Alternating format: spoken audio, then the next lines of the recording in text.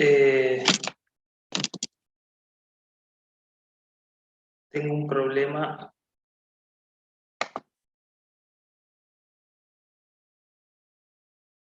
¿Me escuchan ustedes?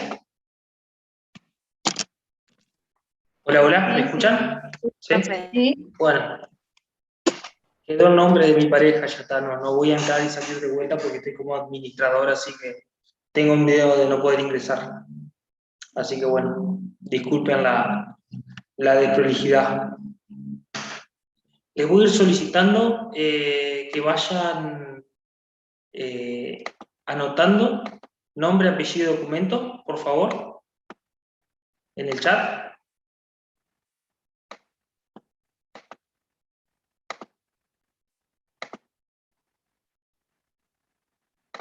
Así vamos tomando nota de los que están presentes.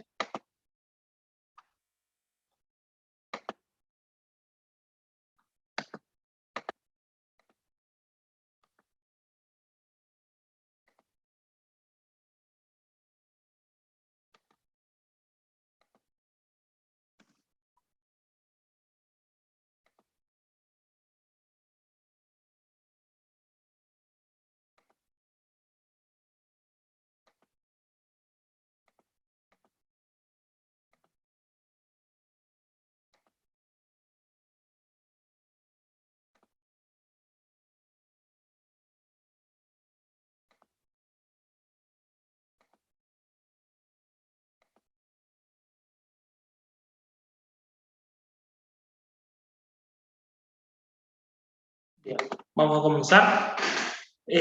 Antes que nada, mañana la comisión A1 y la comisión A2 va a haber la posibilidad de que sea presencial la clase. Ante eso, ¿ustedes tienen grupo de WhatsApp en las comisiones? ¿Sí? Lo que me pidió la doctora Montefiori es que se pongan de acuerdo entre ustedes quiénes estarían disponibles para ir a la clase presencial. Es un cupo de 20 para la comisión A1 y 20 para la comisión A2. ¿Sí? Y después se lo reenvían hoy la adjunta de la doctora Montefiori les escribió, ¿no? Por lo que me dijo ella. Hola, hola, ¿están ahí? ¿Me escuchan? Sí, nos escribió para avisarnos lo de las notas, porque nosotros teníamos dudas sobre cuándo iban a estar las notas y nos dijo que pronto, básicamente. Buenísimo. Entonces les pido que entre la comisión A1 y la comisión A2 se pongan de acuerdo entre ustedes y si quieren un cupo de 20 personas para presencial mañana a las 6 de la tarde en el aula 25 de la facultad. ¿Quedó claro eso? Sí, profe. ¿Sí? Perdón, Buenísimo. a la hora de siempre, a las 6. Exactamente, a las 6 de la tarde. Son pocos, hay pocos 34 participantes nomás. Profe, Sí, no sé por qué me aparecen para admitir a mí, a personas. No sé vamos a si hacer me una puso de cosa. Voy a administradora. salir, voy a salir y voy a entrar de vuelta, ¿saben? Espérenme unos minutitos, Bueno. por favor.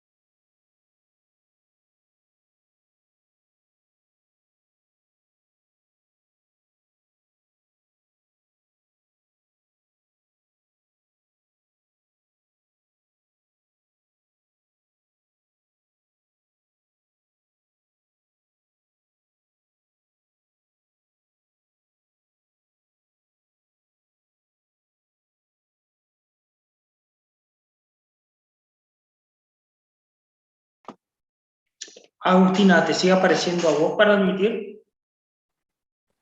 Sí, me sigue apareciendo. Bueno, te voy a molestar y te voy a pedir que puedas hacer la admisión vos, ¿puede ser? Sí, sí, no hay problema. Disculpa la molestia, no sé qué, No. sinceramente, qué apreté, la verdad es eso. Bueno, comenzamos. En el miércoles pasado trabajaron la unidad 4, trabajaron con el doctor Solis, ¿no? ¿Sí? Sí, Bien. En lo que respecta a lo desarrollado por el doctor Solis, les voy a solicitar que lean el texto de Vidar Campos. ¿Sí? Para lo desarrollado por el doctor Solis, el texto de Vidar Campos. Y en el día de hoy, nosotros vamos a trabajar 3 textos. Vamos a trabajar el origen del Estado del doctor Rosati, la relación de religión y Estado de María Angélica Gelli y lo que refiere a formas de gobierno y formas de Estado de Carnota. ¿Sí? ¿Leyeron los textos? El de Carnota y el de Vidar Campos pude leer. Vos sabés que, mira, Luna, vos sabés que el de Vidar Campos no vamos a trabajarlo hoy. Nosotros publicamos que vamos a trabajar el de Carnota, el de Rosati y el de María Angélica Gelli. No importa, lo vamos a trabajar entre todos igual. Pero esos son los No, 3 temas. sí, sabía, profe, pero como lo vimos con Gustavo, aproveché y ya lo leí. No sabía que había que Excelente. leerlo para la clase pasada. Creo que nadie sabía, así que bueno, Buenísimo, comentaba. buenísimo. Bien, bien, bien, bien. Perfecto, excelente. Así que al día vos siempre. Está muy bien. No, profe, ojalá. Bien, bien. Bueno, comenzamos. Origen del Estado. El texto de Origen del Estado, un texto muy lindo del doctor Rosati. Él propone el abordaje del origen del Estado desde 2 perspectivas. ¿Cuáles son? Desde 2 puntos de análisis.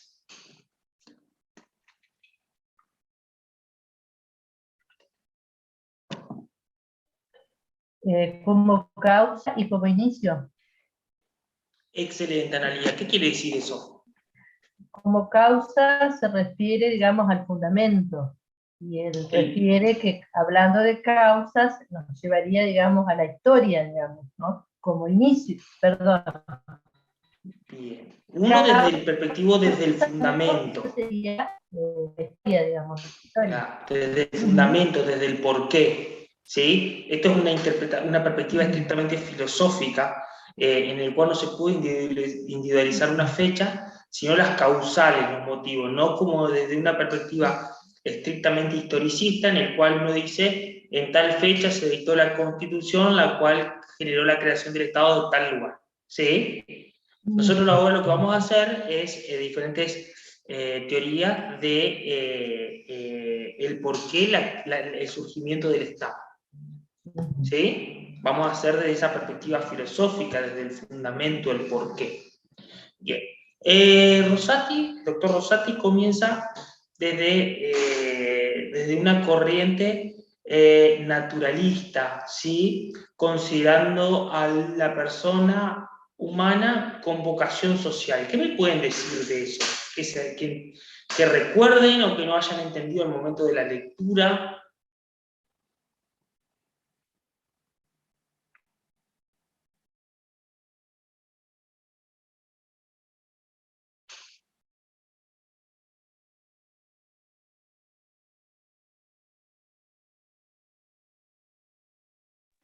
Puede ser que hable de reunión como contrato social o acuerdo de voluntades, que refiera. Sí, dice que en lo que respecta a contratos sociales más la otra etapa, la etapa de los contractualistas. Acá dice que la persona es un sentimiento innato social, ¿sí? Siempre tiende a socializar. Los 2 mayores exponentes fueron Aristóteles y Santo Tomás de Aquino. Dice que esta tendencia a la socialización se inicia en la familia y culmina en el Estado, ¿sí? Considerando precisamente Aristóteles, dice que el todo es más que las partes, ¿sí? Está en la trascendencia de la sociabilidad como característica de la persona, que en esa instancia la sanción era más gravosa, el destierro, que la muerte, por ejemplo, ¿sí? Entonces es una vocación, ya una vocación social, la gestación del Estado. Es algo que surge, Aristóteles dice, propio de la naturaleza, ¿sí? De la naturaleza. Mientras que Santo Tomás de Aquino, acompañando esta teoría, le incorpora el aditamento de lo divino, ¿sí? ¿Qué quiere decir esto? Que la persona no es por naturaleza social, sino por su racionalidad, por su razonamiento, tiende a tener esta característica de sociabilidad, ¿sí? A partir de, dice que a las personas le ha dado la razón, lo que esto le permite poder determinar las limitaciones que todos tenemos, y eso implica que la conformación de sociedades es a los fines de poder satisfacer las necesidades entre todos. Como uno mismo no puede satisfacer la totalidad de las necesidades, uno se gesta en comunidad, forma de Estado a los fines de que entre todos puedan satisfacer sus necesidades. ¿Se entiende? Ese es el motivo, la causal, el motor del origen del Estado para esta corriente. ¿Se acuerdan? Sí, sí. Los demás, ¿alguien leyó, no leyó? ¿En qué instancia estamos?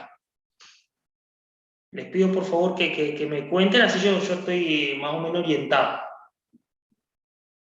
Profe, disculpe, ¿en qué unidad Sí. estamos, por casualidad? Estamos en la unidad 4. Claro, porque en el aula virtual, o sea, yo soy de la A3 y no tenemos habilitada la unidad 4 todavía. Bien.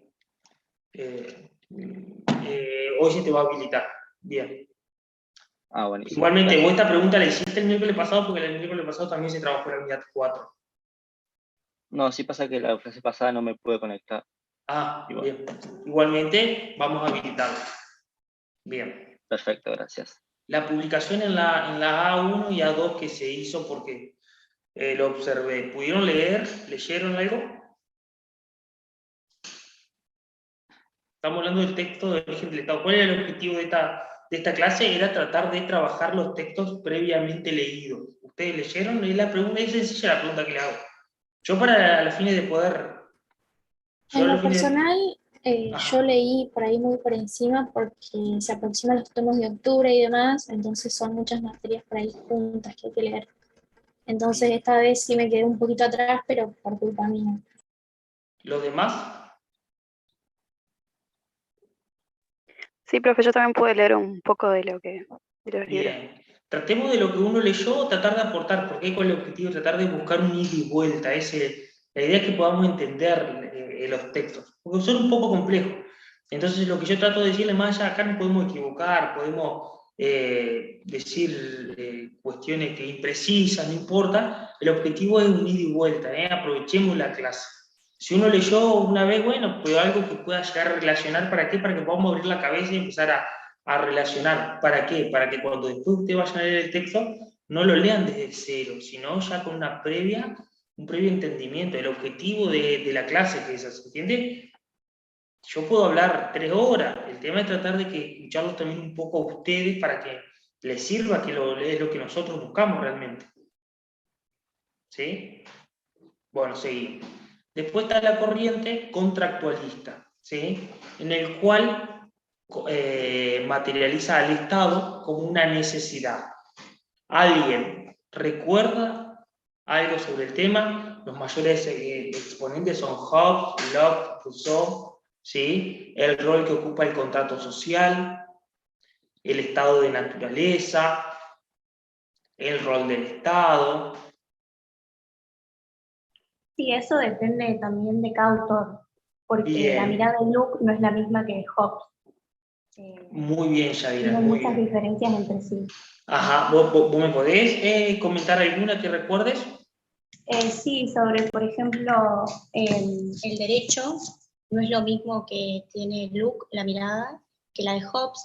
Para Luke, el hombre solamente delega un derecho, que es el de la justicia propia, porque dice que tiene que haber otra persona que sea el juez, porque así de esa manera es imparcial.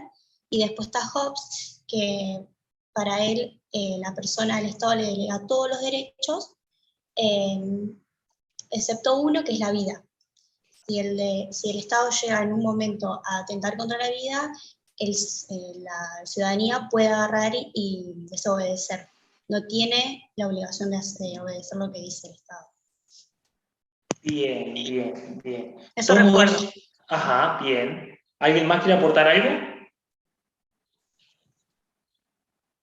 Tomo eso con lo comentado por Claudia Amado en el chat.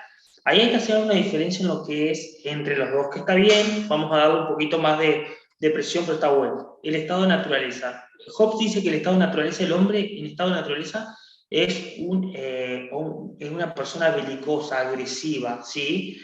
Es una persona envidiosa. Entonces, esta situación que es una situación de inseguridad, ¿por qué? Porque está sustentado en la ley del más fuerte, o sea, la preeminencia del más fuerte es el que mayores beneficios obtiene. Se empieza a gestar a través del contrato social la delegación de de una multiplicidad de competencias a el jefe supremo, a la autoridad, a cambio de garantizarle la vida, ¿sí? Esa es la particularidad. El estado de naturaleza es un estado claramente peligroso para la persona. La vida está en peligro, o sea, ¿por qué? Porque el más fuerte es el que impone las reglas. Entonces, se traslada, se delega una serie de competencias en el cual esta autoridad obtiene una concentración muy importante de poder que se asimila a una monarquía absoluta, ¿sí? Lo cual, a cambio de eso, solamente se le garantiza la vida. Es más, no existen canales por los cuales uno puede llegar a cuestionar el proceder de esta autoridad, ¿sí? ¿Se entiende? Entonces, bastante diferente a lo que dice John Locke. John Locke dice, el estado de naturaleza es un estado en el cual las personas son libres e iguales. ¿Cuál es la particularidad? Que las personas siempre tienden a querer progresar. Ese progreso puede llegar a afectar o condicionar los derechos de las personas. Por eso es necesario un tercero neutral, a los fines de garantizar los derechos de todos. Él dice que la persona en el estado de naturaleza no es una persona envidiosa, sino una persona egoísta. ¿Cuál es la diferencia entre envidia y egoísmo? Envidioso es que contarle que al otro le vaya mal, hasta uno mismo puede renunciar a progresar. Mientras que el egoísta lo único que quiere es progresar sin importarle al otro, ¿sí? Entonces, en este caso, en este constitucionalismo, en este contractualismo de John Locke, es un estado más abstencionista, es más propio de un constitucionalismo individual liberal, en el cual lo que hace es garantizar los derechos de la libertad, derechos de la propiedad, ¿sí? Pero con una perspectiva bastante diferente a lo que sostiene Thomas Hobbes. ¿Se entiende la diferencia? Sí, sí. Sí, ¿Sí? Profe. Bueno, bien, bien. ¿Algo que acotar al respecto? ¿Alguna duda que le surge a partir de esto? ¿No? Y después, ¿cuál es el tercer contractualista? Rousseau, puede ser. Muy bien. ¿Qué proponía? A ver, ¿cómo es el estado de naturaleza según Rousseau? ¿Qué es lo que se busca a partir del contrato social? ¿Qué me pueden decir al respecto? Puede ser que Rousseau dice que las personas se unen, hacen un contrato social porque saben que están en peligro. ¿O me estoy confundiendo? Te estás confundiendo. El peligro es bien propio de Thomas Hobbes, ¿sí? Rousseau dice que la persona en estado de naturaleza es una persona buena, pero que vive encadenada, ¿sí? Entonces lo que se trata de buscar es, la particularidad de Rousseau, la que incorpora es que el contrato social está compuesto por dos contratos. Primero, el primer contrato en el cual se establece la voluntad general, en el cual se hace una coincidencia de intereses entre todos, para que después, la segunda instancia del contrato social, el gobernante pueda identificar claramente las necesidades e intereses del ciudadano. ¿Sí? Esto es propio de un constitucionalismo social. Pero es bueno, está encadenado, entonces encadenado hacia una persona que está limitada, entonces a partir del primer contrato es un contrato entre los ciudadanos, los cuales pueden establecer una voluntad general, una voluntad única, para posteriormente sí pasar a la segunda instancia del contrato en el cual el gobernante, que es elegido por los ciudadanos, debe tener la capacidad de receptar los intereses y necesidades del pueblo. ¿Se entiende? Sí, profe. Sí. ¿Los demás van entendiendo? Agustina, ¿no hay nadie Sí, más profe. para Sí, se ingresar? entiende. Buenísimo. No, no hay nadie más. Bien, hoy somos muchos menos que lo que generalmente somos. Hay muchos lugares que tienen la luz cortada, profe. ¿En serio? Sí. No te puedo creer, no te puedo creer. ¿En dónde, en Santa Fe es eso? Sí, acá. Ah, Hoy hubo una clase y también éramos 20. no, mirá, vos sabés que yo acabo de dar Constitucional 2 y éramos 15. Así que hay sector de la ciudad de Santa Fe que todavía está cortada la luz. Parece que sí. Mirá vos, mirá vos. En el grupo de WhatsApp de ustedes lo han comentado así. No, creo que no. No me pareció ver. Sí, Agustina, ningún problema que puedas grabar. Bien, no, porque sinceramente me parece raro tampoco. Bueno, bien, pasamos, fuimos al constitucionalismo, al naturalismo, fuimos al contractualismo, ahora pasamos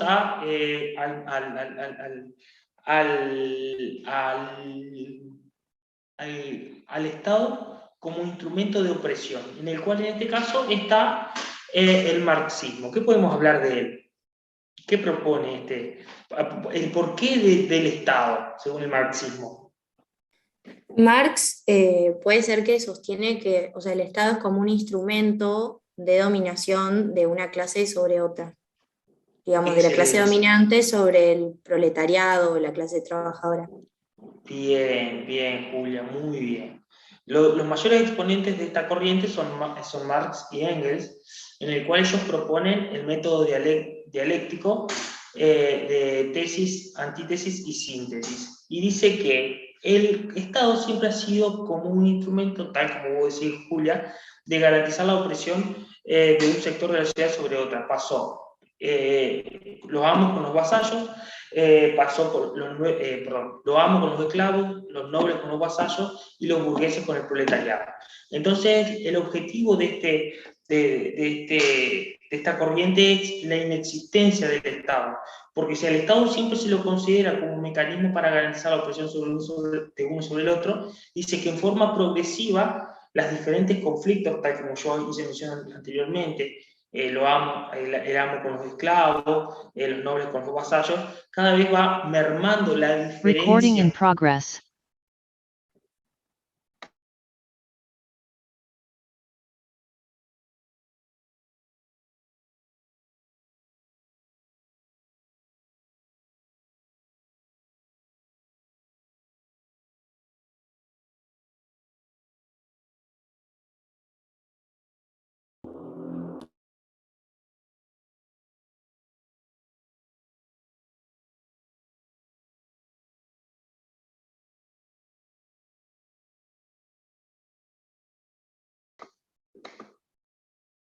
Ustedes saben que se me había colgado, se me había cortado. ¿Me escuchan bien? Sí, Sí, ahora sí. Bien. Esta lucha de clases, lo que dice Marx, que esta lucha de clases siempre va generando una progresión en los derechos. ¿Y cuál es el fin? Es la eliminación del Estado. Porque al Estado se lo ve desde una perspectiva negativa, sino tal como es un instrumento que garantiza el sometimiento de una clase o un grupo sobre otro. ¿Se entiende? Sí, sí. ¿Sí? Bien, bien, bien. Después también en esta corriente está Freud, en el cual dice que el Estado tiene como objetivo atenuar o controlar los instintos de las personas. Él dice que liberar los instintos lo que genera es un contexto tendiente a la violación de los derechos de los demás. Por lo tanto, el Estado tiene como fin esto, el atenuar, el mermar, el controlar el instinto de las personas. ¿Sí? ¿Se va entendiendo hasta acá? Sí, sí. Vos, Analía, que me parece que leíste los textos, ¿lo vas relacionando, te va sirviendo?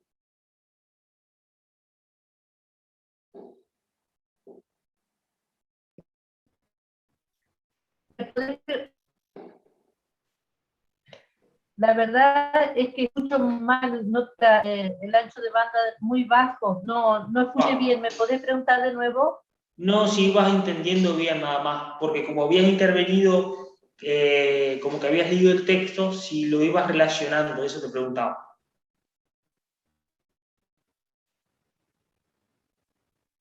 Hola, hola. No escucho. Sí. Se me cortó todo el tiempo. Bien, te decía si ibas comprendiendo nada más. Sí. Perfecto. ¿Alguna consulta hasta acá? ¿Alguien que quiera aportar algo?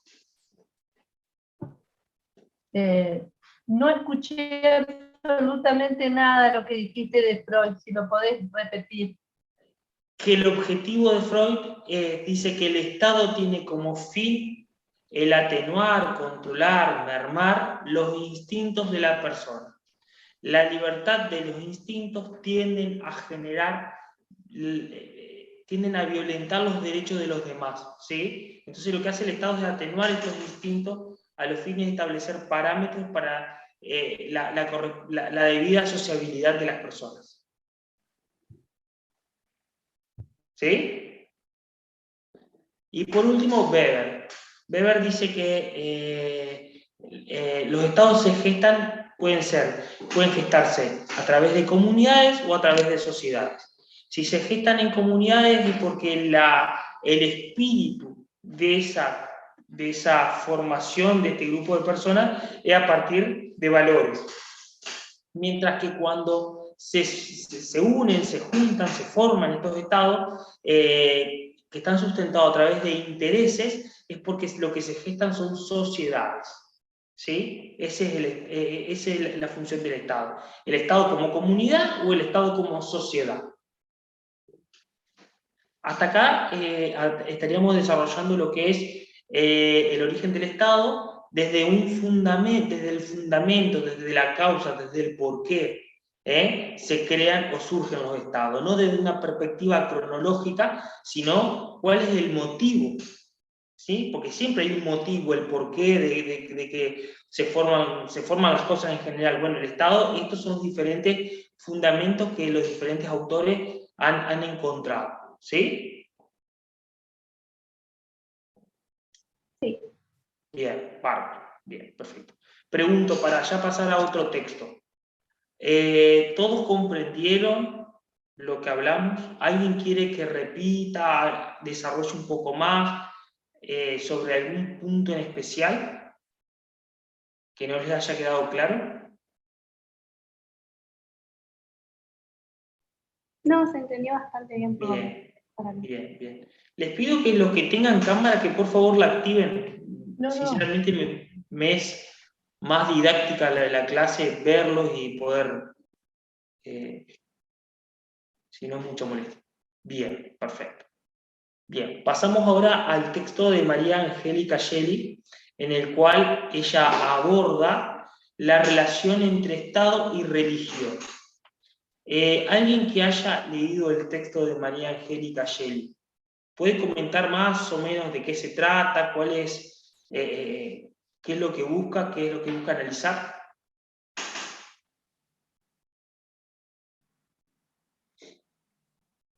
¿Alguien pudo leer ese texto? Yo había continuado leyendo el Estado desde el punto de vista, digamos, como inicio, lo de estaticidad, así que eso no había que leerlo, me equivoqué. Ah, bien.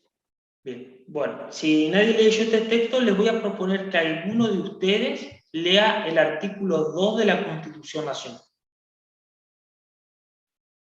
Así lo tomamos como disparador, por favor.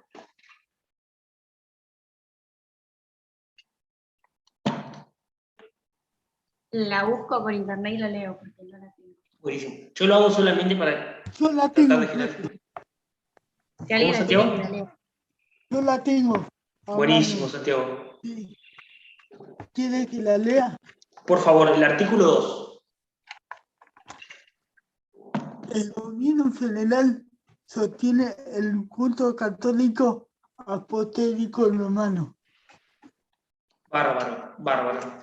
La cuestión acá está en determinar qué implica sostiene, ¿sí? Nosotros somos un Estado secular y esto se sustenta en el artículo 14 de nuestra Constitución Nacional, en el cual está previsto lo que es la libertad de culto, ¿sí? Esto surge a partir de la Constitución de 1853, ya ha incorporado este derecho en el artículo 14.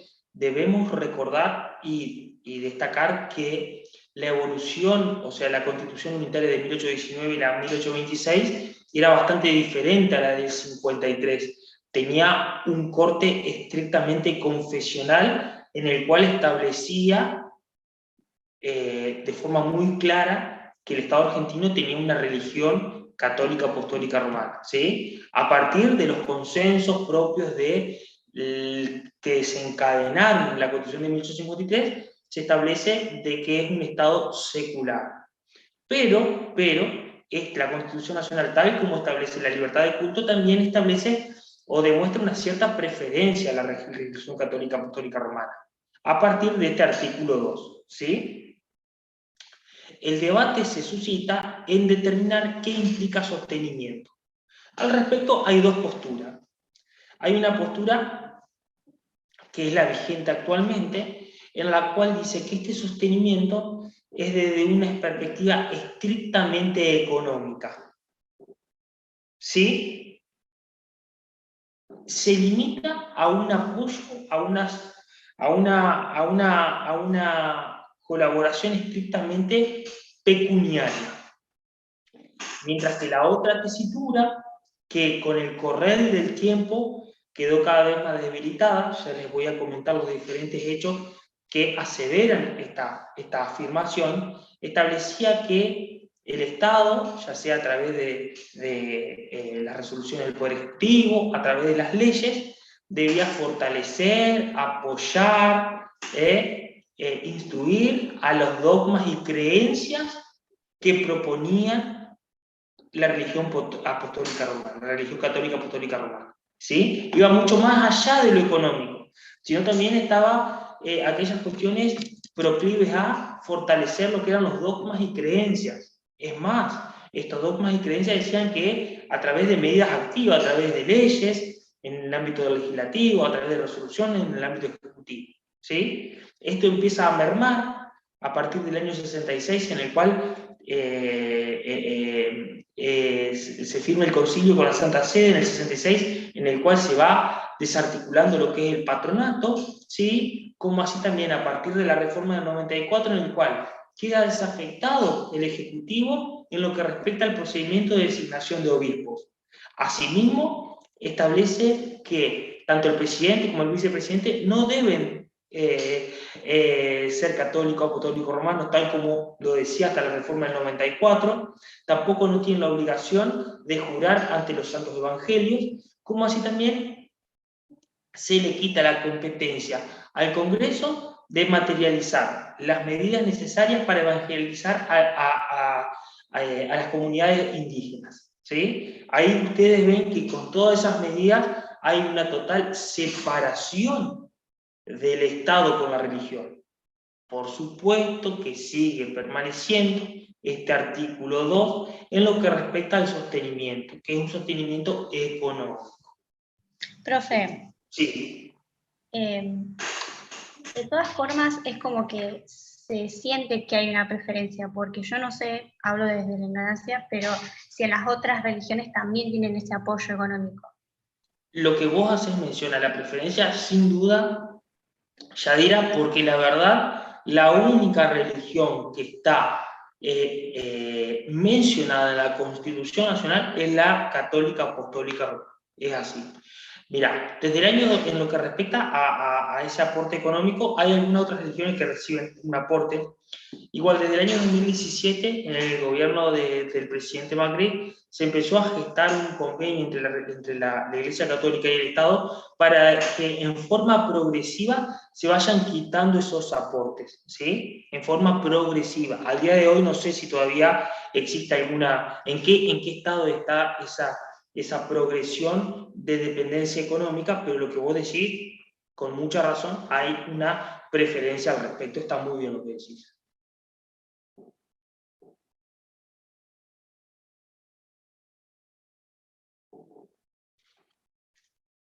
¿Alguien que quiera aportar algo al respecto? No estoy mirando el chat. ¿Se entendió esto? ¿Sí? El texto de María Angélica... Sí. No, que se entendió. Bien, Bárbara. El texto de María Angélica Gelli es la Constitución Nacional comentada, ¿sí? Entonces, la parte del texto que tienen ustedes en su guía es el comentario del artículo 2 de la Constitución Nacional.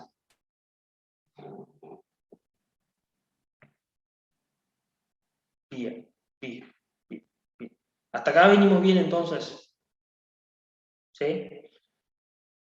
Sí, Bueno, profe. perfecto, buenísimo. Espero que les propongo a ustedes que después de esta clase, el que no leyó, que trate de leer, cosa que si les haya quedado algún concluso, en la próxima clase, que tengan conmigo, que no sé cuál va a ser, o con cualquiera de los profesores y profesoras, se traten de sacar las dudas. Por ejemplo, el tema de origen del Estado, sinceramente siempre es un tema que nosotros preguntamos, ¿viste? La relación de religión y Estado también es una cuestión que siempre es sometida a evaluación, ¿sí? Yo acá lo que traté de charlar con ustedes son las cuestiones que nosotros generalmente ponemos énfasis, ¿sí? Es como lo que trabajaron con el doctor Sony el miércoles pasado. Bien, vamos al último texto que, por lo que había entendido, por lo menos alguien había leído. El texto de formas de gobierno y formas de Estado. A ver, ¿qué me pueden decir de ese texto? ¿Qué entendieron? Vamos a tratar de ir charlándolo.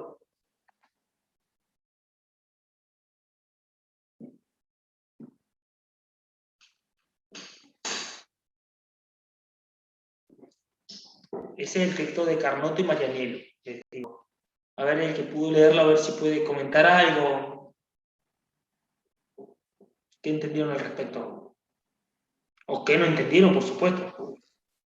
¿Por dónde empezamos, profe? Mira, Luna, te propongo que vos empeces. Ah, bueno. Después yo le voy buscando la vuelta para no omitir nada. Pero lo dejo abierto para ver qué es lo que estoy tratando de buscar yo, es cómo ustedes interpretaron el texto. ¿Cuál es la preferencia que le dieron? La verdad es esa. Bien, bueno, en la introducción yo vi como que el primer párrafo hablaba de por qué es necesario, digamos, diseñar la forma de Estado y la forma de gobierno, que me pareció importante, pues te dice el por qué, o sea, lo principal que vamos a dar en el texto. Después, bueno, dice lo que sabemos de la Constitución, que es dogmática y orgánica, que se separan esas dos partes. Luna, ¿por qué es tan importante establecer la forma de Estado y de gobierno, tal como vos haces mención? Porque así, de esa manera, se va a determinar la organización política de algún país en cierto momento. Y sirve también para el futuro. Bien. Esta organización política, ¿qué quiere decir? Y yo supongo que se refiere más o menos a, digamos, delimitar las facultades del gobierno y de qué manera se van a ser tomadas las decisiones y todo eso. Bien, la disposición del poder. Bien. ¿Sí? La disposición del poder. La distribución del poder implica y genera una garantía de la validez y ejercicio de los derechos. ¿Sí? Perfecto. ¿Sí? La desconcentración del poder El equilibrio de poder, los sistemas de frenos y contrapesos establecen el sistema apto para el ejercicio y la vigencia de los derechos.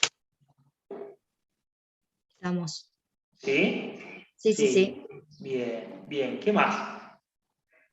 Después te explica lo que es la forma de gobierno, que ahí Ajá. dice que sirve como para garantizar los derechos humanos a la gente. Bien, bien. Bueno, y habla de lo que vos nombrabas recién, de la distribución del poder y que para qué sirve, que dice que cuando el poder se distribuye, se establece un sistema de control. Tipo, si estuviese todo concentrado en uno solo, como que sería difícil controlar el poder y evitar, digamos, el abuso y todo eso. Excelente, excelente. ¿Cuál es nuestra forma de gobierno? Porque me equivoco, es la forma de gobierno como forma de Estado. Forma de gobierno creería que es la representativa y Republicana y federal. Bien, ahí tenemos que tener en cuenta, nuestro sistema es un sistema de gobierno representativo y republicano. El federal, Ivana, ¿vos hablaste? Sí, yo. Sí. Bien, el federal es una forma de Estado, ¿sí? Más allá que el artículo 1 lo dice, los autores han coincidido que en lo que respecta al sistema federal es una forma de Estado, ¿sí? Sí, entiendo. Para que lo tengamos en cuenta, bien. Cuando decimos sistema de gobierno representativo, ¿qué decimos? Y delegamos la representación del pueblo o la voluntad general en representantes políticos que votamos de manera democrática. Bien, bien, bien, bien. Cuando decimos republicano, ¿a qué decimos?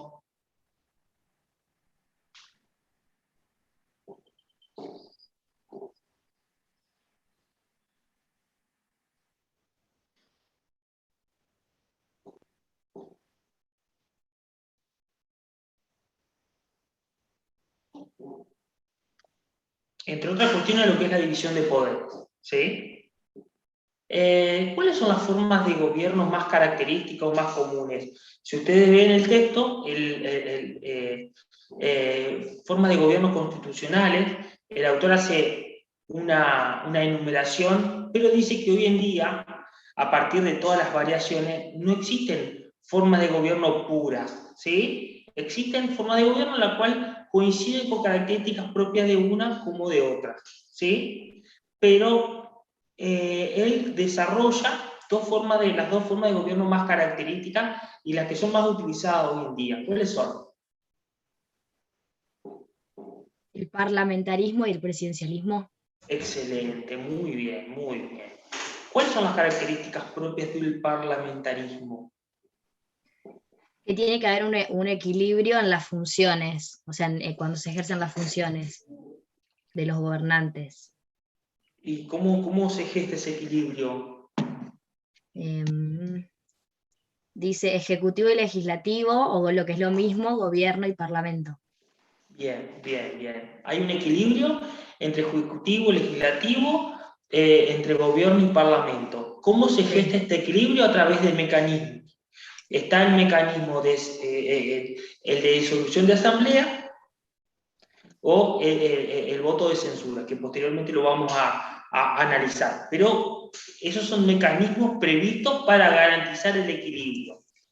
¿Quién designa a los miembros del Poder Legislativo del Parlamento?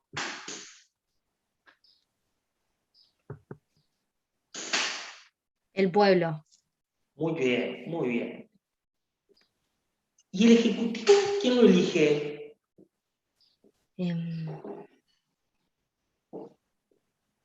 Profe, el parlamentarismo puede ser, por ejemplo, el de Inglaterra. Exacto, exacto. Entonces, la Cámara de los Lores, ¿o no? Exacto. ¿La Cámara de los Lores no es los que eligen al Ejecutivo? Es la Cámara Alta, exactamente. El Poder Ejecutivo es designado por el Poder Legislativo, exactamente. El voto, la elección de la persona que va a ejercer la función ejecutiva no es elegido en forma directa por el pueblo. Por ejemplo, ¿cuántas personas componen el Poder Ejecutivo en el sistema parlamentario? El sistema Dos. parlamentario, dos, muy bien. ¿Y cómo es esa dualidad? ¿Cuáles son las características de ellos, de ambos? Que hay una jefatura de Estado y una de gobierno, me Muy parece. bien, muy bien. La jefatura de Estado, que muchas veces puede ser llevada a cabo por el monarca o por el presidente, es de carácter simbólica. Mientras que después está el jefe de gobierno, ¿sí? O también el presidente, depende el sistema, es el que concentra realmente el poder, ¿sí? ¿Quién designa a los ministros?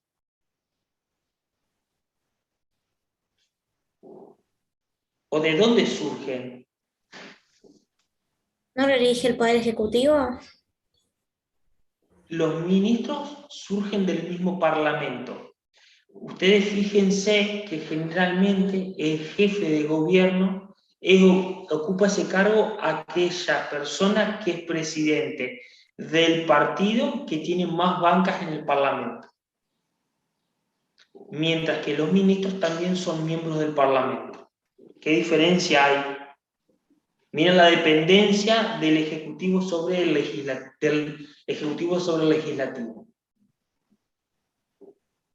¿Se entiende? Sí, sí. Entonces, profe, no hay un equilibrio tal de poder, porque el Ejecutivo tiene más poder el Legislativo tiene más poder que el Ejecutivo. Está muy bien lo que vos decís, Yadira. Hay mecanismos existentes a los fines de garantizar este equilibrio. Por ejemplo, el Ejecutivo puede llevar adelante la disolución del Legislativo, la disolución de la Asamblea, lo que eso implica automáticamente la convocatoria de elecciones. Como así también la Asamblea tiene lo que denominan el voto de censura, lo que implica la remoción del Ejecutivo y los miembros del mismo. Ahí se gesta el equilibrio, pero lo que vos decís, hay una preeminencia, hay una preeminencia, pero existen estos mecanismos que permiten a ambos controlarse mutuamente. Si, por ejemplo, el Ejecutivo está percibiendo, usted me está, pregunto, ¿están grabando la clase oficialmente? Sí, una chica lo está grabando. Ah, lo que sí, por favor, no lo suban, porque no sé si se puede subir, sinceramente. Les pido eso, trabájenlo para estudiar, pero no lo suban, porque no sé si se puede, la verdad lo desconozco. La primera vez que me piden grabar la clase, yo verdad que me iban a grabar con el celular o algo así. ¿Estamos? Hola, hola. ¿Se escucha lo que dije? Sí, pero no sé quién está grabando. Sí, no sé qué, Agustina, ¿vos sos la que está grabando que estás de... No, yo le di a otra chica que también se llama Agustina. ¿Qué, Está grabando. ¿Qué le diste vos? La autorización para que grabara, pidió. Bueno, vamos a dejar de... Por favor. Le saco el coso. Volveme de administrador a mí, por favor. Dale.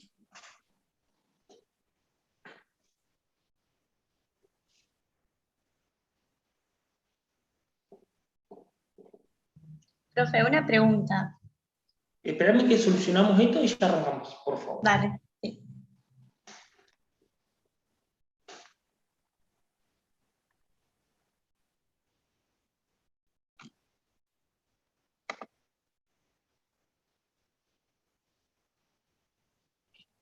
Sí, pero más allá de eso, la verdad, pásame de administrador, no sé quién está. ¿Vos, Agustina, no estás mal administradora? Sí, estoy buscando para pasarte de administrador. Bien, bien.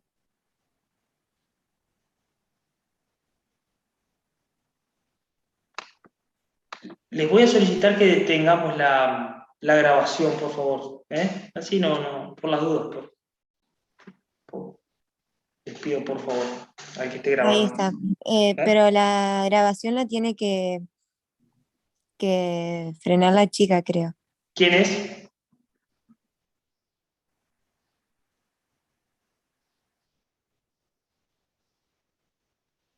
¿Quién es Agustina?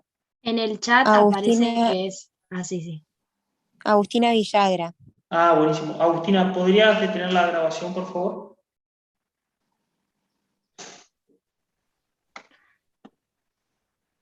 Profe, yo digo que capaz y probablemente si puso a grabar la clase es porque no debe estar presente ahora, pero capaz que vos de alguna manera podés detener la grabación. No sé. Bien. Vos sabés que yo, la verdad. No, yo tampoco sé, pero capaz que sea por eso que no te responde.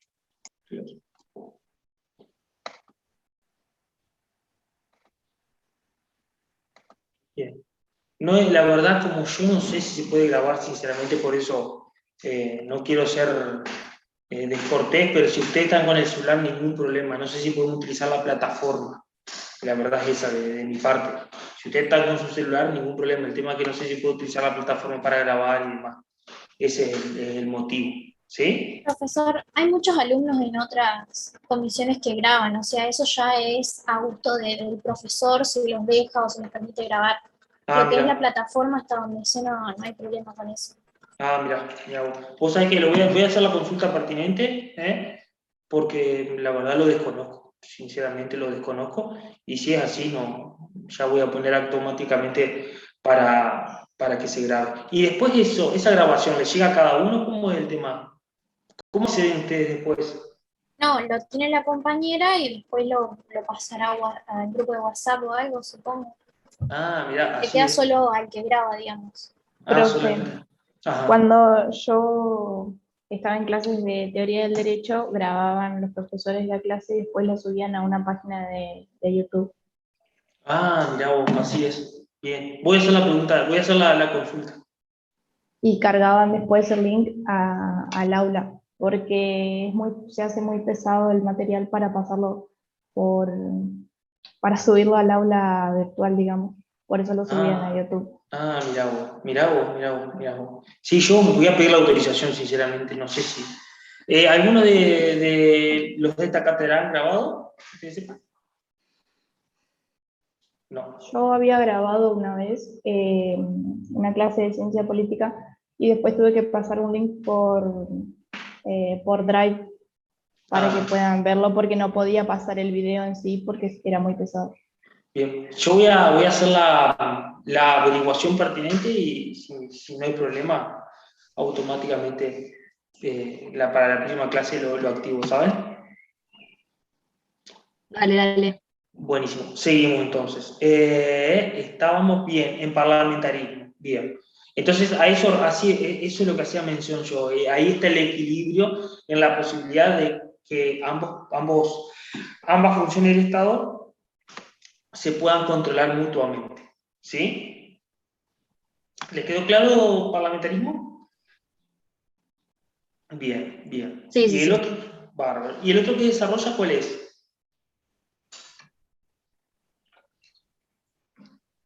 En realidad desarrolla 4, pero ¿cuáles son los dos principales? El presidencialismo, que es como el que tenemos nosotros. Bien, bien, bien, bien. ¿Y diferencias que podamos encontrar con el parlamentarismo?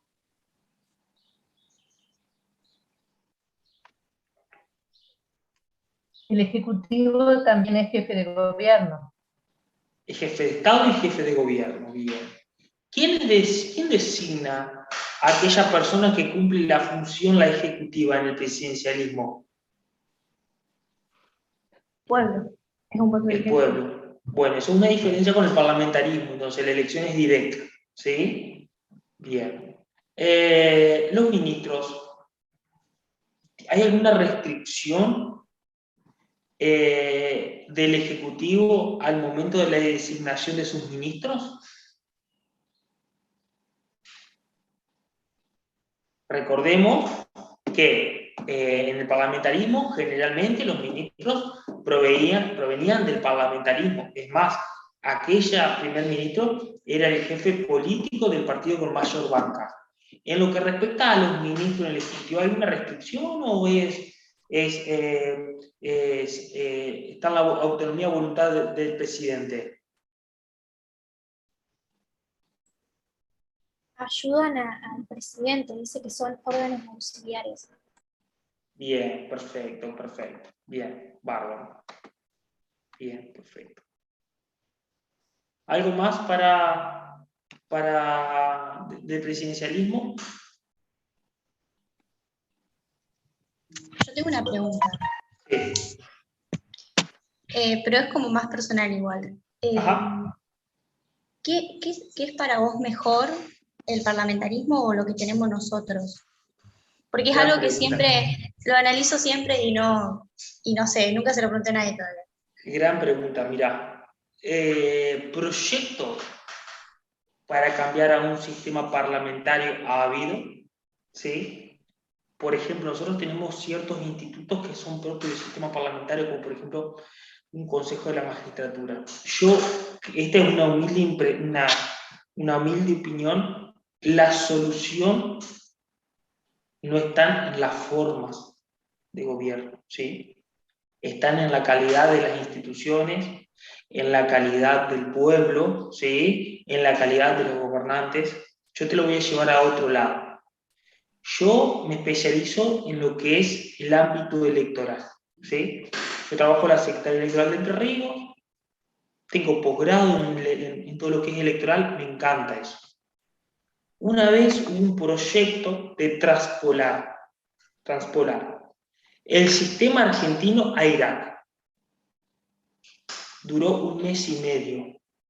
¿Por qué? Porque la idiosincrasia, ¿sí? El contexto político, social, económico, los clivajes, eran totalmente diferentes. Por lo tanto, fue un sistema inviable, en el cual en Argentina el sistema electoral es viable. Por lo tanto, creo yo que modificar de un día para el otro la forma de gobierno no creo que pueda llegar a generar grandes cambios. ¿Por qué? Porque los defectos que se observan en el Ejecutivo, en el Legislativo, en el Judicial. ¿Sí? Entonces...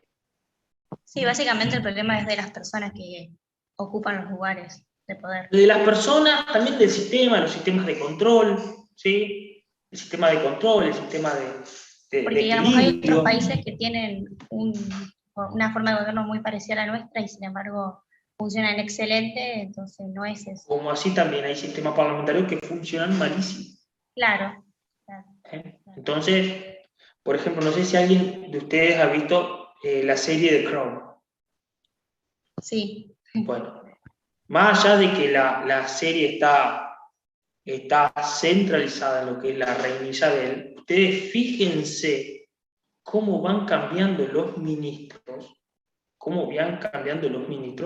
y cómo hay una cierta analogía entre un ministro y otro. Y pasa de un conservador, de un liberal a un laboralista. ¿Sí? Fíjense en lo que son las instituciones. Sí, eso Yo les doy un garantiza ejemplo nomás, o sea, claro, sí. Eso creo yo, por ejemplo, que garantiza que no se estamente gente en el poder. ¿Cómo decís vos?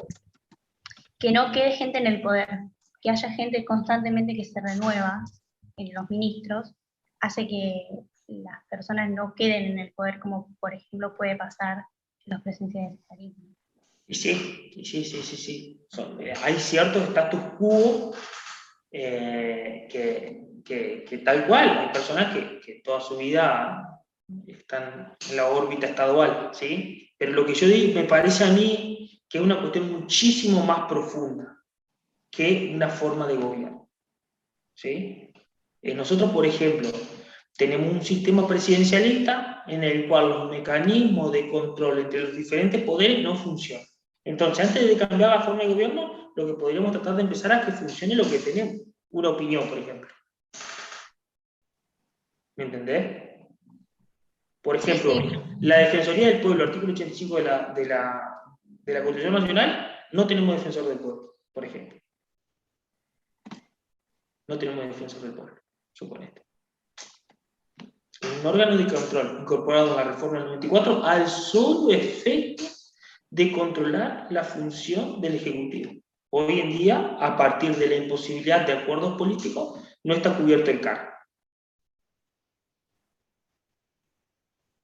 ¿Se entiende? Sí, Yo no digo ni sí ni que no, lo que sí que podríamos tratar de aspirar a cumplir otras cuestiones un poco más cercanas que podrían empezar a generar efectos positivos al sistema. Esa es otra perspectiva de análisis. Si vos me decís, yo te digo, esto es una opinión mía, vos para que vos tengas un sistema parlamentario lo que tenés que tener muy aceitado es el sistema de acuerdos, porque si vos no acordás, podés bloquear un gobierno. ¿Me entendés? Vos necesitas tener acuerdos. Nosotros acordando, y creo que nos cuesta. Claro, sí, totalmente. Creo que nos cuesta. Vos tenés que, mirá que es acordar. Si no acordás, bloqueaste un gobierno. O sea, es delicado. Entonces, qué sé yo. Para reflexionar, ¿no? Se los tiro para que lo pensemos, nada. Pero es así. Esa es una opinión. Bien. ¿Qué más trata el texto?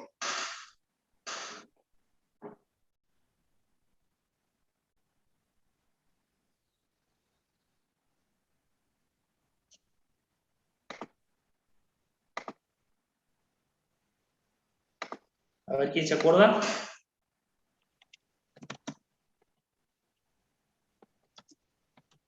Después habla más de la democracia y la vinculación entre el poder, la población y el gobierno, que decía eso en la guía de lectura. Bien. A ver cómo sería eso. Está bueno lo que decís.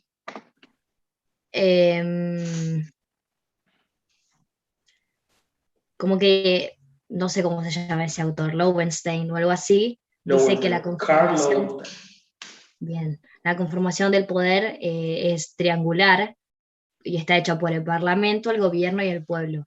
Y te pregunto, profe, ¿Parlamento entonces sería como el poder legislativo? Exactamente, No? Sí, exactamente. Habla sobre la disposición del poder. Está exactamente. Y también dice, como ya hemos dicho, dice que el poder político está distribuido entre muchos para que se sometan al control mutuo. Exactamente. Lo que dice él habla de eso, lo que es la democracia constitucional.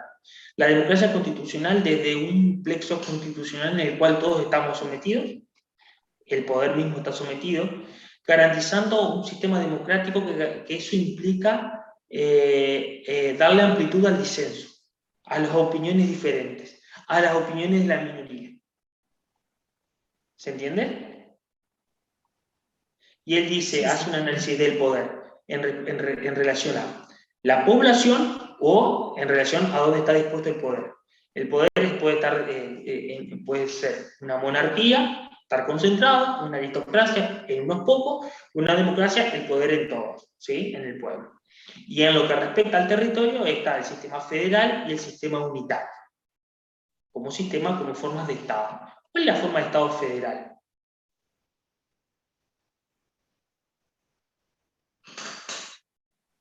¿Nuestra forma de Estado es federal o unitaria? Federal, porque las provincias tienen autonomía. Digamos, tienen su propia constitución y... Muy bien, muy bien. Nosotros tenemos un sistema federal. ¿Estados Unidos es un sistema federal? Es un sistema cofederal, puede ser. Una confederación. Eso implica que los estados, que serían las provincias, en nuestro caso, tienen muchísima más amplitud. Ellos pueden desconocer una cierta autoridad federal, ¿sí? Ellos son una confederación, tienen mucho más arraigado esa autonomía. Nosotros somos un sistema federal, está previsto en el artículo 5 y el artículo 122, en el cual establece que las provincias pueden dictar sus propias constituciones siempre y en cuanto cumplamos con ciertas cuestiones, que es un sistema representativo, republicano, que podamos garantizar el servicio de justicia, la educación primaria, ¿sí? Todas esas cuestiones. Entonces, tenemos una autonomía con ciertas restricciones, ¿sí? El sistema federal consiste en la desconcentración del poder, ¿sí? En la cual el poder no está concentrado ¿sí? En este caso, un sistema federal está desconcentrado.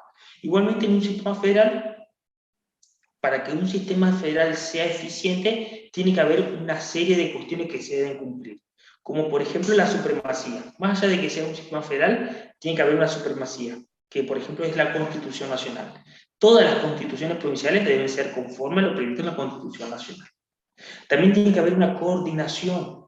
¿Qué quiere decir esto? Que esté detalladamente establecido las competencias de las diferentes órbitas o estratos: orden nacional, orden federal, orden provincial, ¿sí? Como así también tiene que haber canales de participación, en el cual las provincias puedan canalizar sus opiniones o reclamos al gobierno nacional, como por ejemplo lo que es la Cámara de Senadores, ¿sí? La Cámara de Senadores está compuesta por 72 senadores, que son 3 senadores por cada provincia.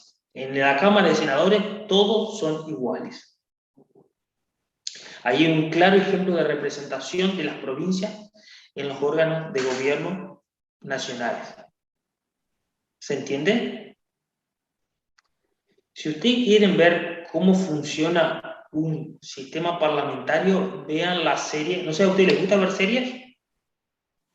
¿Sí? Vean la serie de Borger. La escribo. Se desarrolla en Dinamarca y es la primera ministra mujer, que por supuesto ya es todo un evento eso, está muy bueno desde una perspectiva estrictamente de género, pero fíjense la dificultad que es formar gobierno en un sistema parlamentario. Al que le gusta el tema, al que le gusta la temática, esa es otra serie que les recomiendo, está muy buena. Imagínense, si es complejo en Dinamarca, países escandinavos, países de los más desarrollados del mundo, fíjense cómo se nos podría llegar a, por supuesto que esto es contrafáctico, pero cómo se nos podría llegar a complejizar a nosotros. Para que lo tengan, si les interesa, se los recomiendo, porque aparte está, a mí que me gustan esos temas, me parece muy linda la serie. Bien. Bien. Tratamos los tres textos, ¿sí? que habíamos propuesto originariamente en la temática. ¿Tienen alguna consulta o duda o algo que quieran volver a rever de todo lo que hablamos hoy? Sí, del sistema unitario. Sí. ¿Puede ser que es cuando es una monarquía? En realidad no. Ah. Es el poder central. Vos tenés que pensar el poder relacionado con el territorio. Entonces, el poder está centralizado en un lugar. Por ejemplo, acá sería que no haya gobiernos provinciales, que no haya autonomía provincial, ¿sí?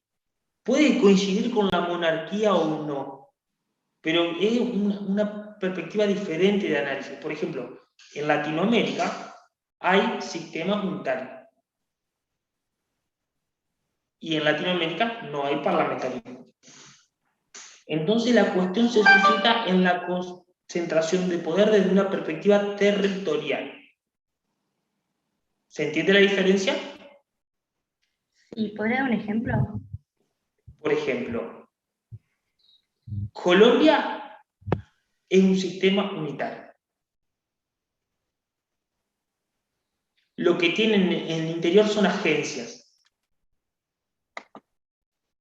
En realidad hay una desconcentración del poder, pero limitado, nada que ver que como nosotros,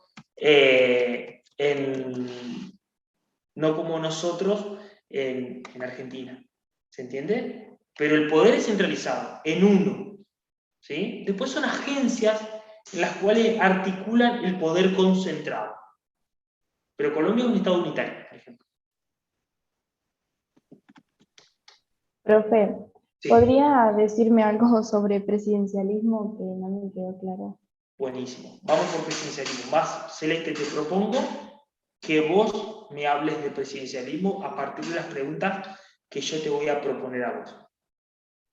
Bueno, profe, pero yo le quería decir que no leí el texto. Tengo mañana parcial y no he leído nada de nada. No te preocupes porque las preguntas que te voy a hacer son que uno accede a través de prender la televisión, entrar a redes sociales o leer un diario. ¿Vale? El sistema presidencialista. En Argentina, ¿cómo está dividido el poder o las funciones del Estado? El poder legislativo, ejecutivo y judicial. Muy bien. El poder ejecutivo, ¿es unipersonal o colegiado en Argentina? ¿Cómo, profe? ¿El poder ejecutivo en Argentina es unipersonal o colegiado a tu criterio? ¿Es una sola persona o son varias? Varias. ¿Por qué? El poder ejecutivo, dijo. El ejecutivo. ¿Quién cumple la función ejecutiva en Argentina?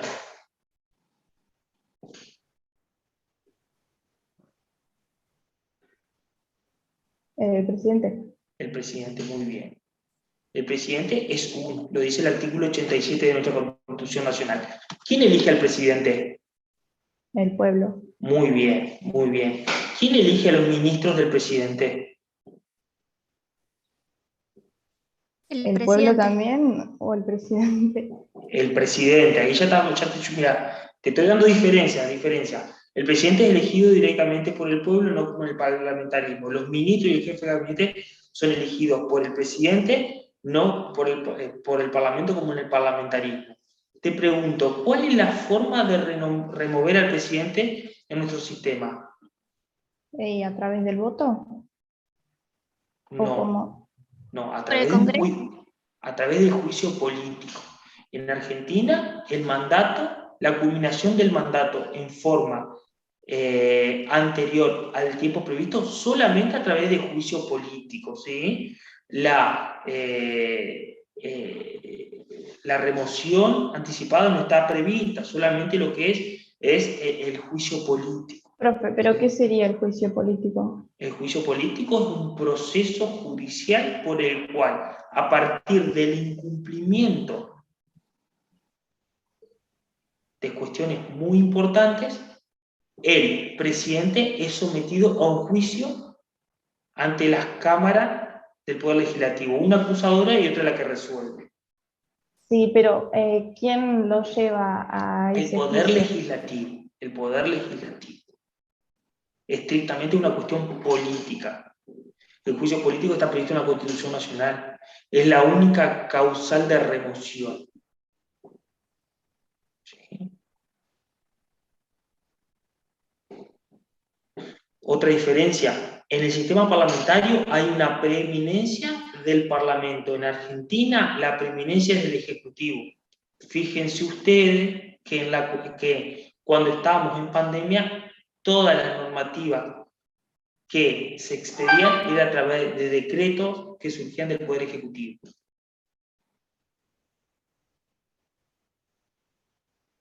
¿Se entiende? Sí. ¿Celeste, se entiende? Sí, profe, sí. Bien.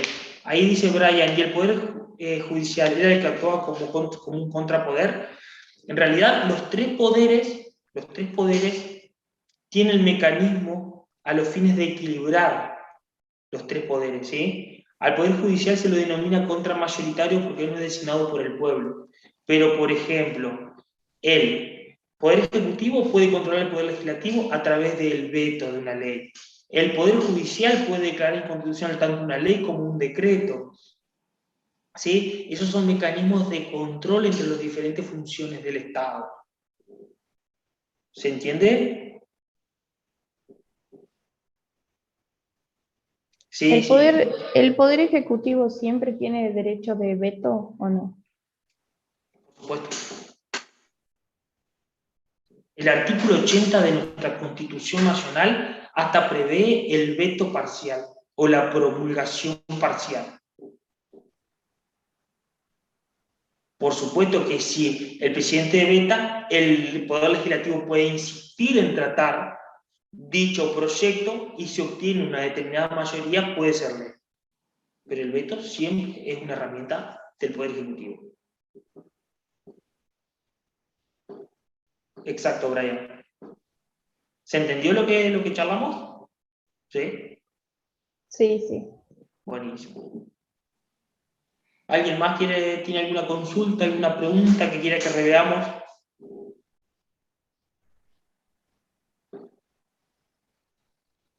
De mi parte no, profe, pero no Bueno. sé. ¿Te sirvió, Luna, la clase?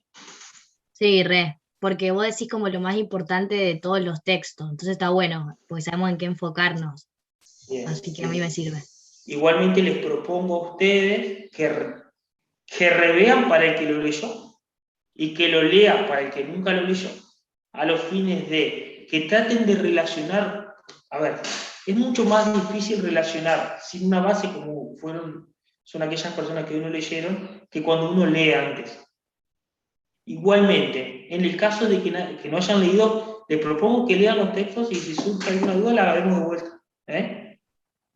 Ningún problema. En la clase que yo, ya sea un miércoles o un jueves, que tengan clase conmigo, son más allá que sean preguntas que no vienen a colación, yo no tengo ningún problema y me la hacen ahí y lo tratamos de resolver en el momento.